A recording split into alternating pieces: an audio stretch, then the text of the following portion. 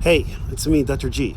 This week on To Your Health with Dr. G, I will be discussing all things endometriosis. This is perfectly fitting as the month of March brings women, families, and medical communities together for Endometriosis Awareness Month. During this time, millions of people all over the world honor this month to recognize the nearly 200 million women who suffer from this disease.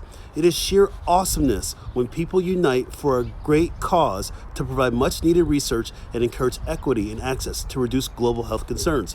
Endometriosis does not discriminate. Our wives, mothers, sisters, and daughters from all backgrounds and all walks of life are afflicted. I have said it before and I will say it again. Being part of something bigger than yourself and asking nothing in return shows your true colors, fosters gratitude, and creates higher purpose in life. Visit www.endometriosis.org for more information on how you can make a difference in the lives of many, and share your stories on social media by using hashtag endometriosis. I am super excited to welcome my longtime friend and colleague, Dr. Kimberley Darey, MD, FACOG, for an exclusive interview on this pressing topic.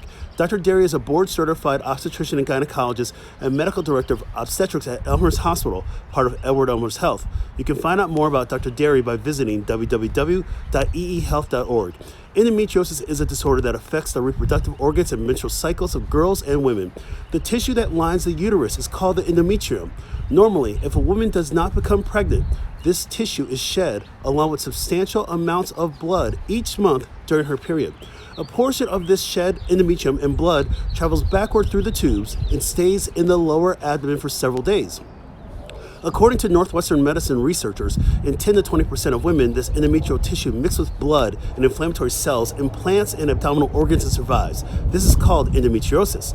Each month, this misplaced tissue responds to the hormonal changes of the menstrual cycles. It builds up, breaks down, becomes inflamed, and bleeds.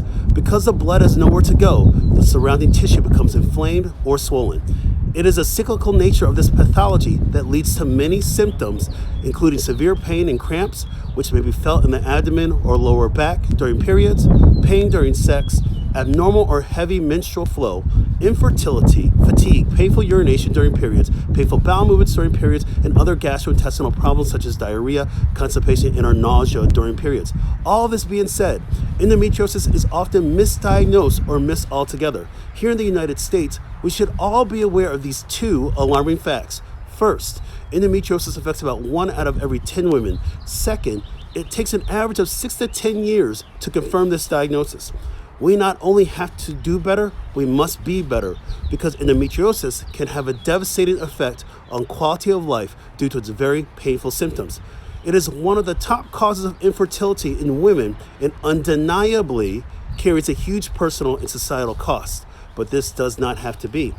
We can all do our part to create more awareness, harness greater engagement, highlight the latest diagnostic and treatment strategies, and share our facts, stories, and activities with others. I am so looking forward to hearing Dr. Darey offer her take on this topic and certainly how to take advantage of the opportunities that are available right now. As a hashtag lifestyle medicine physician, you know that I have some tips that can complement the approaches that are discussed. Ultimately, I want women living with endometriosis to thrive in all aspects of their lives. So let's talk about this and more. See you tomorrow at 4 p.m. Central Standard Time for the next episode of To Your Health with Dr. G, Living with Endometriosis. Peace out.